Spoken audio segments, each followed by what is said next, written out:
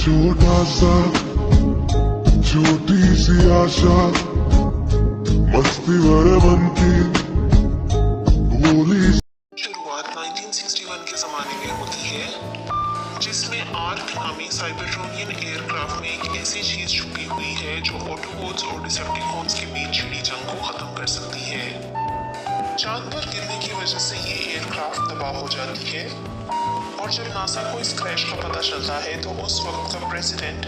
John F Kennedy इंसान को चांद पर भेजकर इस सारे मामले की इन्वेस्टिगेशन करने को कहता है। 8 सालों की मेहनत के बाद बिल आखिर 1969 में अपोलो 11 3 लोगों को लेकर चांद पर लैंड करता है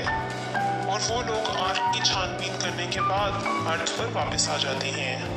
सीन्स बदलकर प्रेजेंट वर्ल्ड की जानिब आ जाते हैं जहां सैम को अपनी गर्लफ्रेंड कार्ली के साथ रहता दिखाया गया है और फिलहाल सैम एक जॉबलेस इंसान है।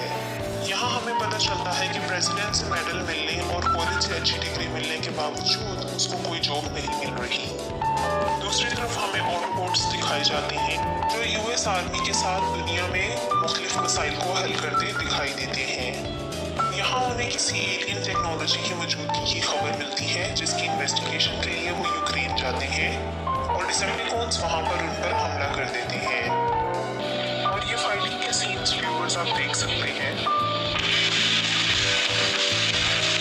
ऑटोबॉट्स और डिसेप्टिकॉन्स की इस लड़ाई में शॉकवेव साइंटिस्ट और उसके वॉर्म ड्रिलर्स वहाँ से भाग जाते हैं और उनके भागने के बाद ऑप्टिमस प्राइम को साइबरट्रॉन से बच जाने वाला फ्यूल सेल मिलता है जो कि आर्क से निकाला गया है।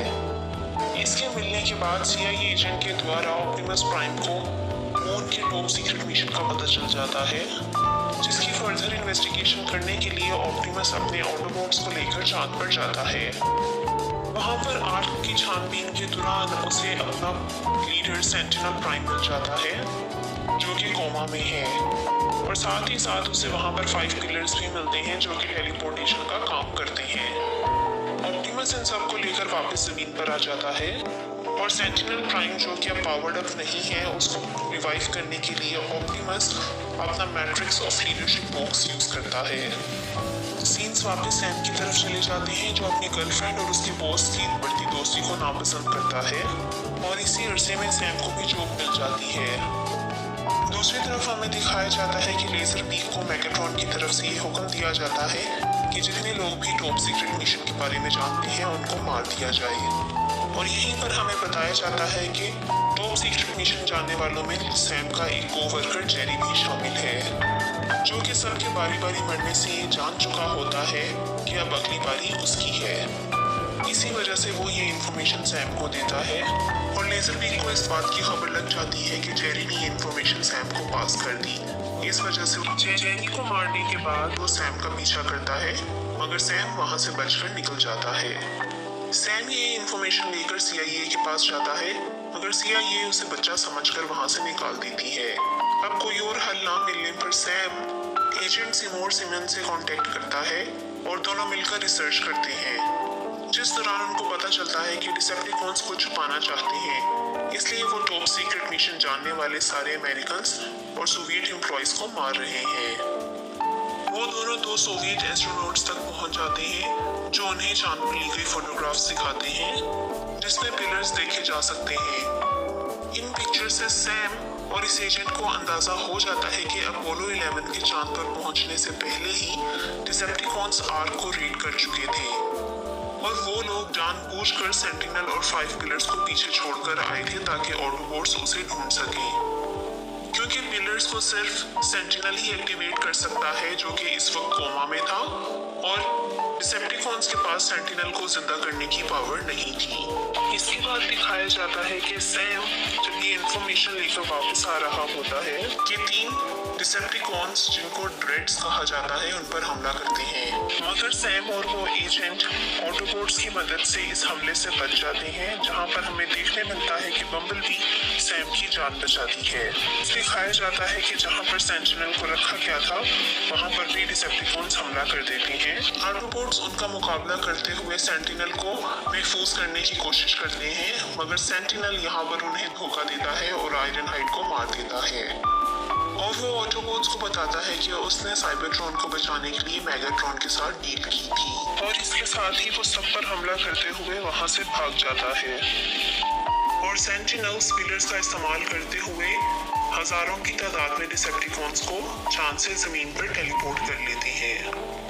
वो सब जमीन पर आते साथ तोड़फोड़ शुरू कर देते हैं। ऑप्टिमस वहां पर उन्हें रोकने के लिए जाता है मगर सेंटिनल ऑप्टिमस को मारना शुरू कर देता है और वो ऑप्टिमस से कहता है कि वो भी डिसेप्टिकॉन्स के साथ मिल जाए। ऑप्टिमस के पूछने पर सेंटिनल उसे कहता है कि वो ये सब साइबरट्रॉन के लिए कर रहा है क्योंकि वहाँ पे वो लोग गोड्स की तरह रहते थे, जबकि यहाँ पर जमीन पे उन्हें मशीन्स कहा जाता है। इस वजह से वो मेगाट्रॉन का साथ दे रहा है। दूसरी तरफ दिखाया जाता है कि सैम अपनी गर्लफ्रेंड कार्ली को एक पार्टी से लेने जाता है जहां उसे पता चलता है कि उसका बॉस डिलन डिसेप्टिकॉन से मिला हुआ है और वो कार्ली की जान की शर्त के तौर पर सैम को डिसेप्टिकॉन्स की एक वॉच पहनाता है ताकि वो सैम की सारी बातें सुन सके। दूसरी तरफ डिसेप्टिकॉन्स गवर्नमेंट से डिमांड करते हैं कि अगर वो जमीन को बचाना चाहते हैं तो वो सारे ऑटोबॉट्स को जमीन से निकाल दें। गवर्नमेंट उनकी ये डिमांड मान लेती है और ऑटोबॉट्स को जमीन से निकाल देती है और जैसे ही उनकी शिप अर्थ से बाहर जाती है तो डिसेप्टिकॉन्स स्टार स्क्रीन का इस्तेमाल करते हुए उस शिप को उड़ा देते हैं जिससे ये शो करवाया जाता है कि सारे ऑटोबॉट्स मर गए हैं। अब डिसेप्टिकॉन्स मेगाट्रॉन और सेंटिनल की क़यादत में शिकागो पर हमला कर देते हैं और एक टॉवर कंट्रोल पर पिलर रखते हैं और बाकी पिलर सारी दुनिया में सेट कर देते हैं। डिलन कार्ली को बताता है कि डिसेप्टिकॉन साइबरट्रॉन को सोलर सिस्टम में दाखिल कर अर्थ के रिसोर्सेज का इस्तेमाल करते हुए उसे वापस जिंदा करेंगे।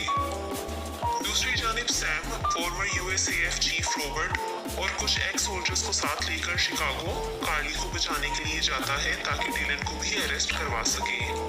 और जब वो लोग शिकागो पहुंच जाते हैं तो डिसेप्टिकॉन्स के हाथों पकड़े जाते हैं और जब वो वहां पर डिसेप्टिकॉन्स के हाथों मरने लगते हैं तो उसी टाइम वहां पर सारे ऑटोबॉट्स पहुंच जाते हैं और सबको डिसेप्टिकॉन से बचा लेते हैं। जिसके बाद वो उन्हें बताते हैं कि जब शिप लॉन्च की गई थी तो उस टाइम वो सब खुफिया तौर पर छुपकर उस शिप से निकल गए थे ताकि डिसेप्टिकॉन्स को धोखा दिया जा सके। अब हमें देखने मिलता है कि ऑटोबॉट्स बाकी सब के साथ मिलकर कार्ली को बचा लेते हैं